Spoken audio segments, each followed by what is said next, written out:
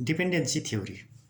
Dependency थ्योरीले के भन्छ भन्देखि जसरी युरोपियन कन्ट्री र अमेरिकन कन्ट्रीहरू आर्थिक रूपमा सामाजिक रूपमा उन्नत स्थानमा पुगे, त्यसै गरेर एसिया, अफ्रिका र ल्याटिन अमेरिकाका देशहरू किन यो स्थानमा पुग्न सकेका छैनन् त? कसरी पुग्न सकिन्छ भन्ने प्रश्नको खोज गरे। यो खोज गर्ने क्रममा उसले मोडर्नाइजेसन थ्योरीले भनेको विषयलाई काट्दै आफ्ना भनाइहरू, आफ्ना विचारहरू चाहिँ राख्यो। अब जाउँ मोडर्नाइजेसन थ्योरीले के भन्छ त? मोडर्नाइजेसन थ्योरीले के भन्छ भनेदेखि एसिया, अफ्रिका र ल्याटिन अमेरिकाका देशहरू युरोप र अमेरिकाका देश बराबरको स्थानमा हैसियतमा नपुग्नुको कारण उनीहरूको आन्तरिक व्यवस्था नै दोषी छ, जसमा युरोप अमेरिकामा जस्तो डेमोक्रेसी त्यहाँ छैन। कि त निरङ्कुशता छ, कि चाहिँ कम्युनिस्ट शासन छ, अथवा चाहिँ भनौँ राज्य व्यवस्था नेतृत्व कमजोर छ, प्रशासनिक संयन्त्र कमजोर छ, जनतालाई सेवा दिने पद्धति कमजोर छ, भौतिक संरचनाहरू छैनन्, उनीहरू देश र जनता स्वयं बचत गर्ने बानी छैन, टेक्नोलोजीहरूसँग उनीहरूको पहुँच छैन, टेक्नोलोजीसँग उनीहरू अभ्यस्त छैनन्। यसै कारणले युरोपियन र अमेरिकनहरूको त्यो शासन पद्धति, त्यो आर्थिक प्रणालीसँग एकाकार हुन सक्नुपर्छ, मान्नपर्छ भन्ने कुरालाई उनीहरूले राखे। तर डिपेन्डेन्सी थ्योरी, परनिर्भरता सिद्धान्तले के भन्छ भनेदेखि होइन, युरोप र अमेरिकनहरूको आर्थिक प्रणाली र उनीहरूको सांस्कृतिक विषय नै अँगाल्दा डिपेन्डेन्सी क्रिएट भयो, परनिर्भरता निर्माण भयो। यो विश्वव्यापी व्यवस्था नै परनिर्भरता निर्माण गर्ने व्यवस्था हो। एउटा फोटोकपी पेपरमा फोटोकपी गर्दाखेरि त्यसमा जे छ त्यही बाहिर आउने हो, अन्य कुरा आउँदैन। त्यसै कारणले यो व्यवस्था नै डिपेन्डेन्सी सिर्जना गर्नेछ। यो संरचना, यो पुँजीवादी संरचना नै त्यस्तो छ। त्यसै कारणले युरोप र अमेरिकनहरू धनीमाथि धनी, अफ्रिकन, ल्याटिन अमेरिकन र एसियन कन्ट्रीहरू गरिबको गरिब यो चक्रमा चाहिँ फसिराख्नु पर्ने कारण त्यो भनेर मार्क्सिस्टको रूपमा यो विचार आयो डिपेन्डेन्सी थ्योरी। डिपेन्डेन्सी थ्योरीले वर्ल्डलाई कसरी विभाजन गर्छ भनेदेखि कोर कन्ट्री र पेरिफेरियल कन्ट्री गरेर दुई स्थानमा राज्यहरूलाई विभाजन गर्छ, श्रेणीबद्ध गर्छ।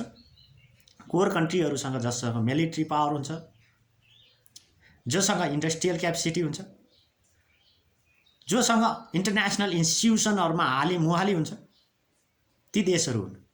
जसले पेरिफेरियल कन्ट्रीहरूको साधन स्रोत, कच्चा पदार्थहरू र सस्तो लेबर लैजाने, म्यानुफ्याक्चर गर्ने र डबल तिर्बल मूल्यमा फेरि त्यही ठाउँमा लैजाने, बेच्ने मार्केटको रूपमा उनीहरूलाई प्रयोग गरिरहेका छन्। यसै कारणले यी मुलुकहरूमा जति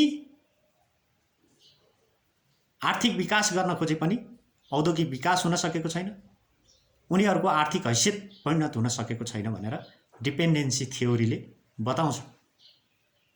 तर यसलाई पनि क्रिटिक्स गरेर के भन्छन् भनेदेखि यदि यस्तै हो भनेदेखि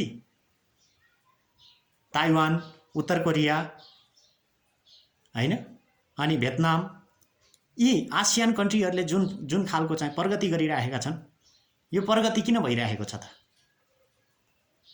भन्ने खालको आलोचना गर्छन्। यस्तो खालको आलोचना देखिन्छ।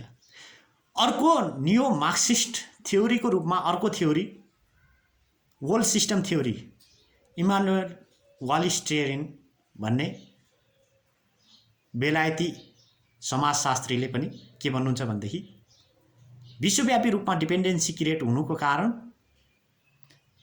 पुँजीवाद, धनी र गरिब बीचको खाडल र ग्लोबलाइजेसन, यी यावत विषयले त्यो खालको संरचना निर्माण गरेको छ। यसै कारणले विश्वव्यापी रूपमा धनी मुलुक र गरिब मुलुक, हुने खाने मुलुक र नहुने मुलुक बीचमा चाहिँ त्यो संरचना कायम भइराखेको छ भन्ने कुरा गर्नुभयो। यसमा उहाँले पनि के भन्नुहुन्छ भनेदेखि कोर कन्ट्री, सेमी पेरिफेरल र पेरिफेरल कुरो गर्नुहुन्छ। उहाँले पनि के भन्नुहुन्छ भनेदेखि कोर कन्ट्रीहरू,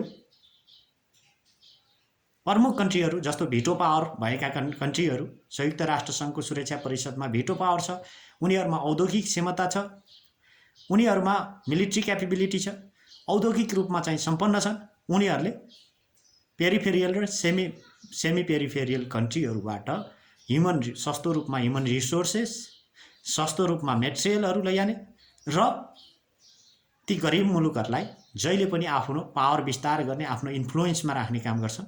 यो चक्रमा चलिराख्दछ। जबसम्म यो संरचना परिवर्तन हुँदैन तबसम्म यो पुँजीवादले नियन्त्रण राखिराख्छ। यसै कारणले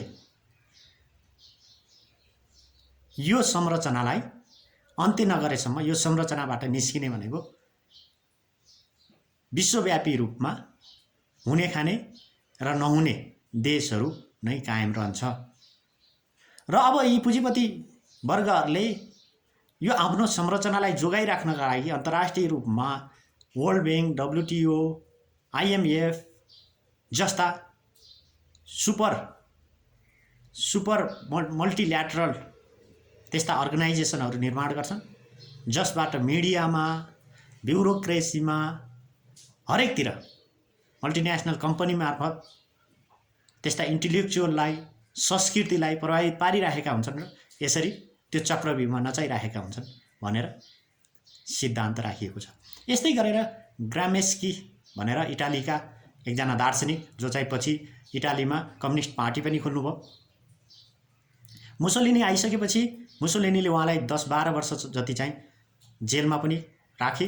त्यही जेलमा रहने समयमा प्रिजनर्स नोट भन्ने उहाँले लेख्नुभयो। त्यसमा इतिहास, मार्क्सवाद, शोषण, फ्रान्सको क्रान्ति यावत विषयहरू उहाँले उल्लेख गर्नुभयो। उहाँले नि के भन्नुहुन्छ भनेदेखि कल्चरल हेजुमोनी, त्यो हेजुमोनी क्रिएट गरे, उपरि संरचना निर्माण गरेका छन् पुँजीपति वर्गहरूले, जुन पुँजीपति वर्गहरूले उपरि संरचना मार्फत ती श्रमिक वर्गहरूलाई, ती उत्पादनका स्रोतहरूलाई, कच्चा पदार्थलाई नियन्त्रणमा राखिराख्छन्। यसैले विद्रोह हुने अवस्थामा चाहिँ किन पुगेन त? मार्क्सले भने जस्तो विश्वव्यापी रूपमा विद्रोह किन भएन त? किन साम्यवाद आएन त? किन सर्वहारा वर्गको अधिनायकत्व आएन त? भनेपछि कल्चरल हेजुमोनी, सांस्कृतिक रूपमा हेजुमोनी निर्माण गरेका छन्, आइडियोलोजिकल हेजुमोनी क्रिएट गरेका छन् हैन। त्यसै कारणले हुन सकेको छैन भन्ने कुराहरू चाहिँ उनले गर्छन्। जस्तो मिडियाको प्रयोग गरेर उहाँले के भन्नुहुन्छ भनेदेखि उहाँले ट्रेडिसनल इन्टेलिजेन्स अथवा ट्रेडिसनल इन्टेलिजेन्स र अर्को चाहिँ अर्गानिक इन्टेलिजेन्स अथवा चाहिँ विज्ञहरूको रूपमा पनि उहाँले व्याख्या गर्नुभएको छ। ट्रेडिसनल जस्तो छ त्यसैलाई स्वीकार्ने,